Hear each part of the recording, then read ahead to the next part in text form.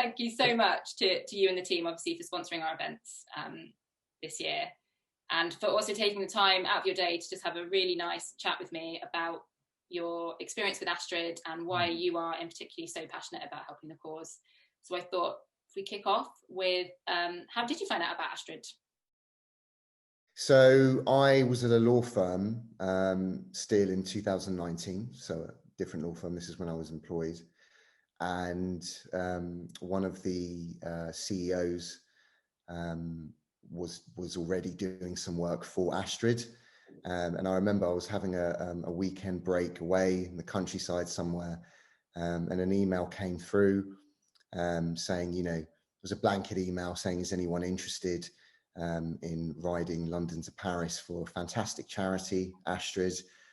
Didn't know who Astriid were at the time, had a quick look. Then, of course, my vanity took over and I thought, yeah, that sounds really difficult. It's on a bike. I'm absolutely going to try that. I think I responded only 10 minutes later. It just seemed a no-brainer. Looking into what Astriid do, number one, and number two, it just seemed like such a fabulous event. And how did you find the whole experience, the actual bike ride itself? Because obviously then it was London to Paris, a physical event. You could leave the country, you could be with people. Yeah, it was quite amazing in terms of the logistics of it. It felt like a professional event. We were riding along and we would have food trailers just behind, or support crews, engineers, technicians rather, or engineers. Actually, I'm going to get in trouble now with the team. And you just wanted for nothing. All you had to focus on really was the beautiful surroundings, the person next to you who you were happily chatting away with, and just really enjoying the experience. There just wasn't anything that anyone wouldn't do for you. We could just switch off and enjoy it as if we were pro riders, and I really wasn't expecting that. And the great thing about it being so well organized was that I could speak to so many people, just kind of up and down on the bike, slowing down, speeding up, desperately trying to get up a hill to catch up with someone I wanted to speak with. And I just learned so much. I learned so much about the charity. I learned so much about some of the sponsors. I spoke to many people from Salesforce, who I'm still friends with now. And it was just an overall fantastic learning experience. I definitely became a lot fitter. It set me up on the road to being a fitness fanatic, which I now am. That was the start of it. That bike ride was the start then of your crazy fitness regime going forward.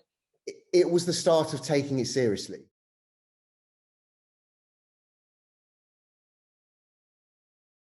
I'm not in any sort of poor health, but what I can definitely say is that being forced to leave my working environment by COVID, the impact of that was felt immediately. And even though I was working from home and touching base with my team as frequently as possible, I think it gave me some sort of insight into how deeply disenfranchising it can be as a human being to not feel part of something, physically part of something. Yeah. And I know from my experience of Astriid and discussions with Steve and yourself and everyone else on the team, that one of the most critical things that anyone could say when they fall ill is, I feel like I'm starting to lack a purpose. And I can only imagine what that's like when you're unwell, as opposed to just having to crack on and get through it because of a pandemic. It's the parallels there, I think, given COVID at the moment, are quite interesting. I think that's one thing that Astriid have found over the last 12 months is that a lot of the population have had it in some way, without realizing, they've kind of experienced what life could be like if they had a chronic illness. And I think in particular, not that just kind of anxiety of becoming unwell by catching COVID and being isolated through the lockdowns, and having the kind of socialness taking away from them, and what they enjoy doing not being able to do. But I think from a work side of things, everything that you've just said, that actually when, you know, I had friends that said to me that furlough for them was the first time that they could really understand what I'd personally been through when I was unable to work, and, you know, losing that purpose and that routine as well. How many people have said over the last 12 months, oh, I just really just want things to get back to normal. I just, you know, want that kind of routine of the office 9 till 5.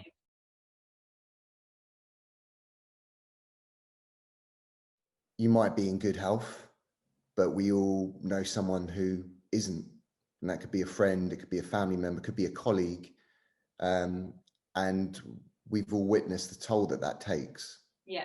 And when someone is perhaps physically at their lowest, to then add to that difficulty by saying, well, you know, we can't guarantee your future at our firm because of your reduced capacity, or whatever corporate terminology one would use to effectively justify pushing someone out of the workplace because they're not particularly well.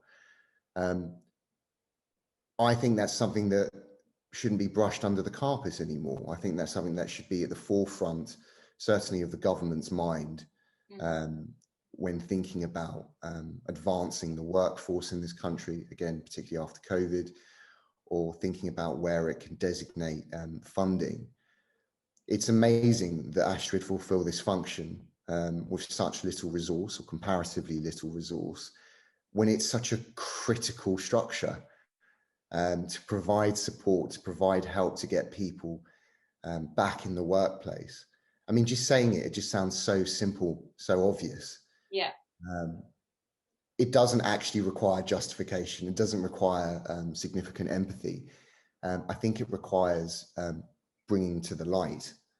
That should really be it. And if anyone watching this or looking into Astriid thinks it doesn't apply to them, well, I would say think on how it might apply to a loved one. Think how Astriid could help. Because I know for me, that's something that really hit home. And I think also along the lines of kind of the reasonable adjustments. I mean, I hate that phrase, because again, it makes you feel like you're, you know, you're a bit of a liability. Yeah, it does. It makes you, you know, and actually it shouldn't be like that. And I think, you know, I've been quite vocal for quite a long time now that if organizations can create the right inclusive culture, then the reasonable adjustments that are necessary, there won't be many, because it will kind of be part of that environment, and it will be a welcoming environment. Yes. And I know, like with my condition, a lot of what I need in terms of to help me in the workplace is basic stuff that would actually help any employee, not just me. See, the adjustments are needed because the facilities are lacking, full stop. Yeah. And I absolutely, I can see that. It's not good enough to make the candidate feel like it's their fault, and we're having to accommodate you. Those accommodations should be part and parcel, as you say, of everyday working life for all employees. So no, I've really taken that to heart. So it's something that I'll work on as an employer, but also be vocal about, because I think a lot of these things they're quite obvious. Like when you say this, it feels so obvious, but unless people are having conversations about it, unless it's cropping up even on social media, it's going to go unnoticed.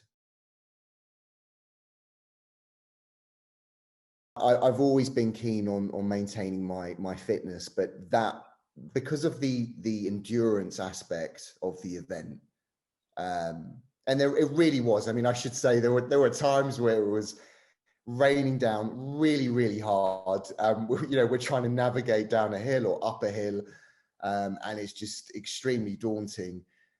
So it did require focus and commitment. And of course, you know, you're putting in a fair amount of kilometers per day.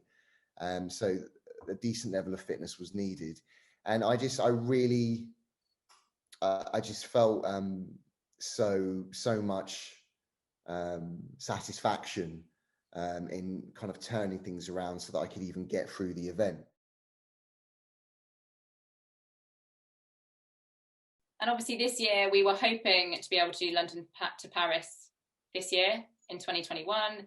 Yeah. But obviously we've had to make the decision that that's not going to be happening. So we've turned it into London to the Riviera. How do you feel about the kind of change in the route from Paris as the finishing point to Torquay? Look,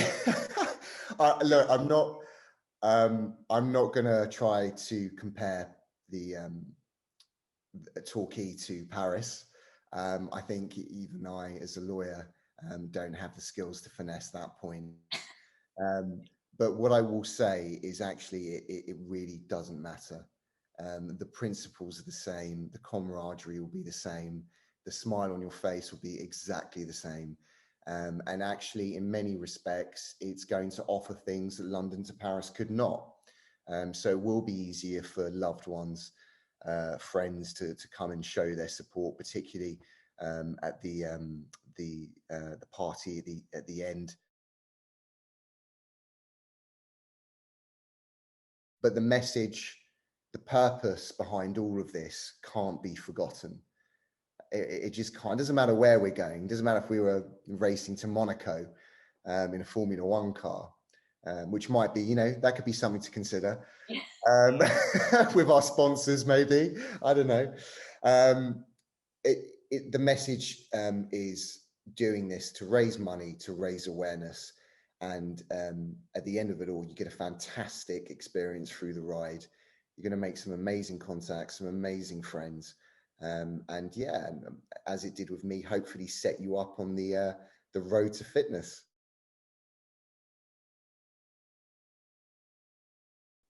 I mean, I think that's what's one of the great things actually about moving the bike ride to Torquay is that we can get some of our candidates to come down at the finish line, and some of our volunteers of the charity as well. Yeah, so it's direct impact stuff, and London to Paris, it is a bit more of a luxury, isn't it? You're going abroad.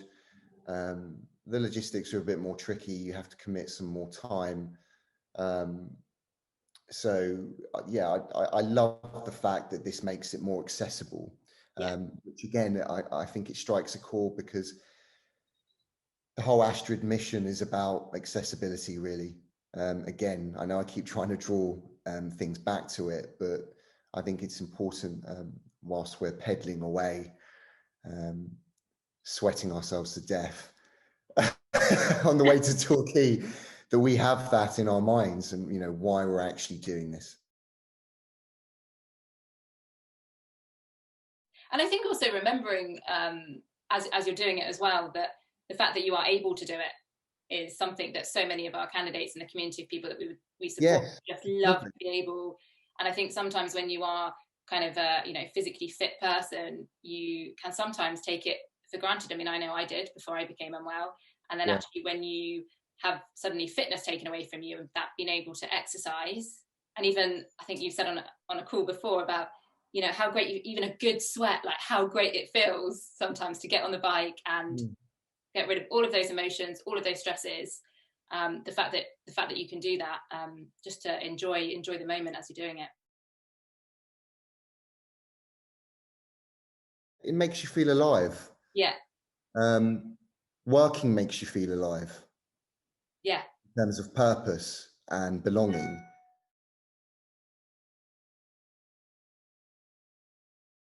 That kind of brings us back to the Astriid Challenge, actually. So we've got 2 events this year. One is a virtual event, the Astriid Challenge, and obviously the other one is the physical London to Riviera bike ride. I'm still trying to say Riviera, not Torquay, just to give it that bit of glamour.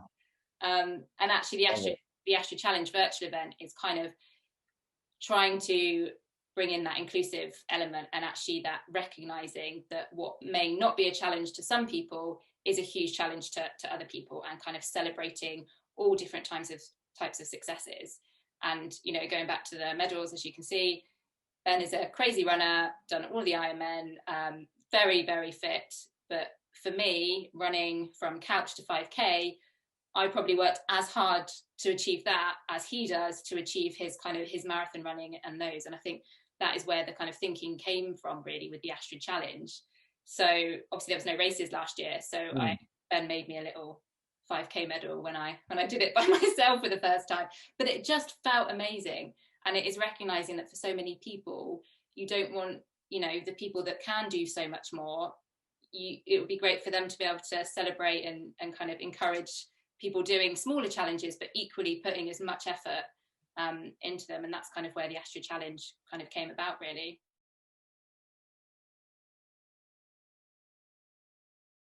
We're talking about people who would be in such poor health that they can't do the ride at all.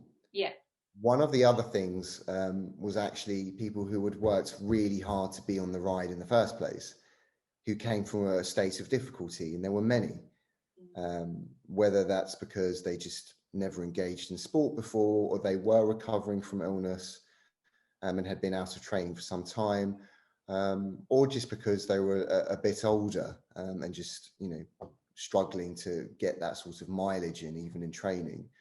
And that was an amazing thing to see.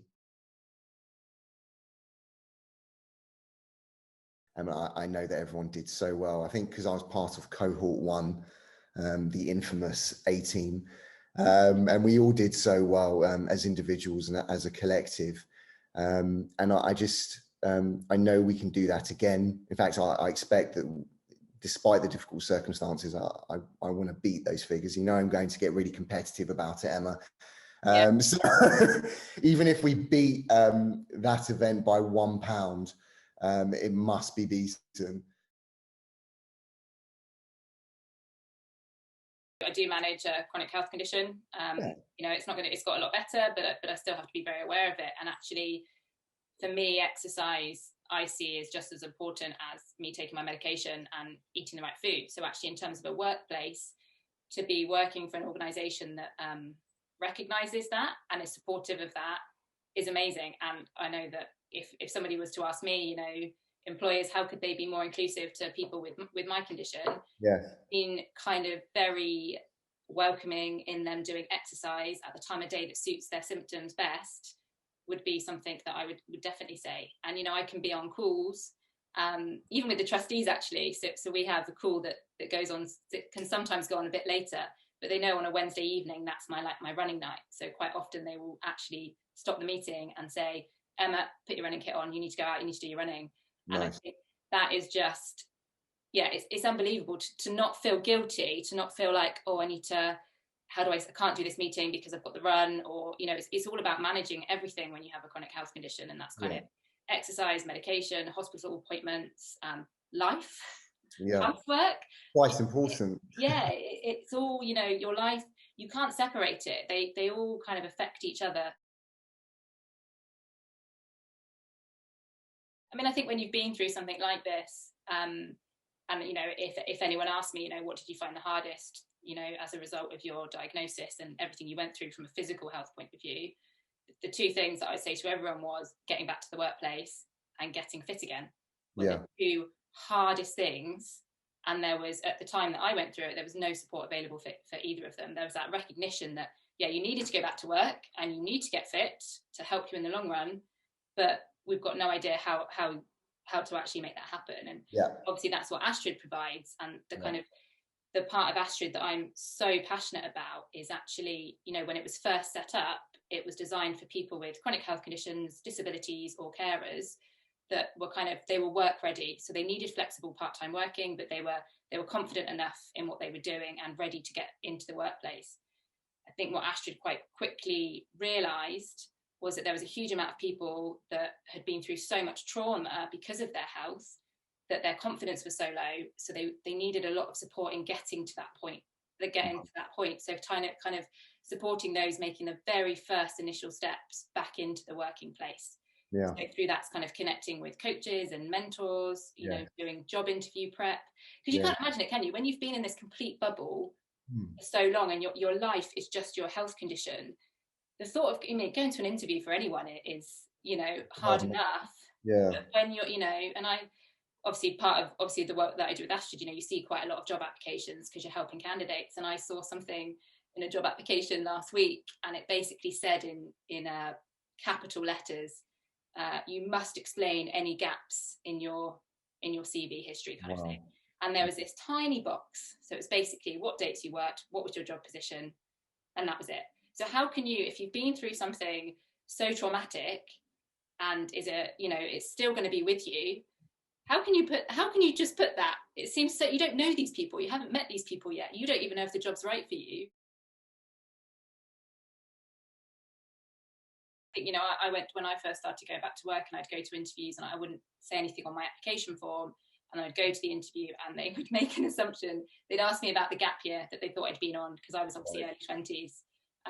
Because for them, seeing somebody that was 21, 22, the only reason that they've had 18 months out of the workplace can only be because they've been traveling around the world having an amazing time. And that look on their face then when I actually said what had happened, hopefully would mean that they don't make those assumptions going forward.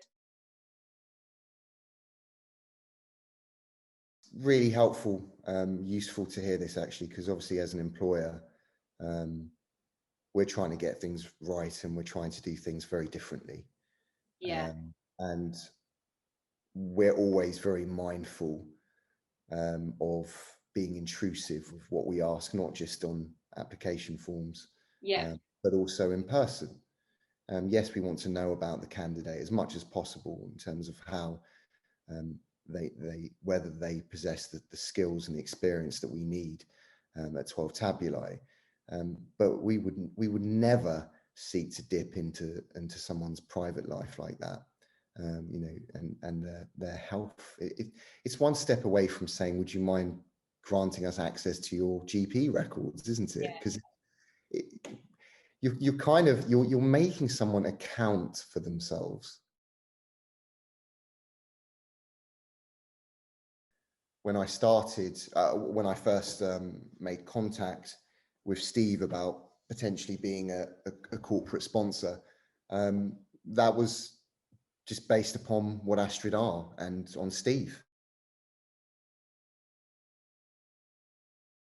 As I say, we are so proud as a very young law firm to be sponsoring and supporting Astriid.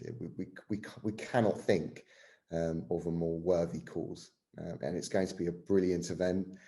I look forward to seeing everyone on the course.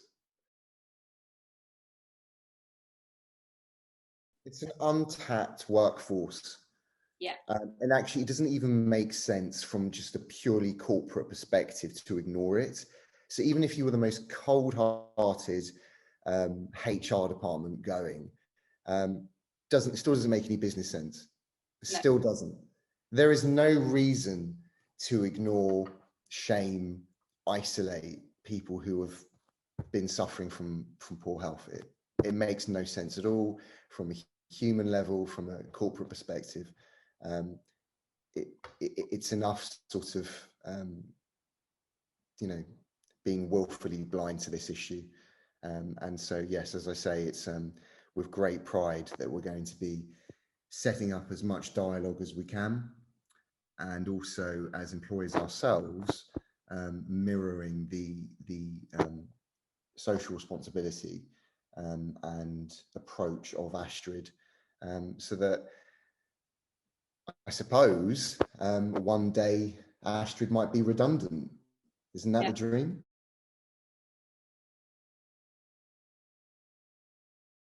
I think people get charity fatigue over the summer because lots of people will be doing rides and runs and what have you. But my advice when riding for Astriid would be talk about Astriid first and foremost. Don't lead with, I'm going on a bike ride to Torquay or to Paris. Can you sponsor it? Here's my thing. Or here are my just giving details. Don't do that. My experience was I'd spend a couple of minutes explaining what Astriid were about. I'd provide some resources, some links, and that was them sold. And again, that's confirmation of how important, how critical Astriid are as a charity. because for me to simply, and again, just describe what you do, nothing fancy, that was enough to gain sponsorship. And some of our corporate clients, friends, family were so unbelievably generous. And every single time, if you looked at some of the messages on my Just Giving page, they say the same thing. What a fantastic cause. What a unique charity. So my golden tip, lead with the charity, have a conversation. You won't need to do much else. And then maybe take them for a pint if you can. That also worked. Couple of pints here or there. That tends to sort of loosen things up a bit.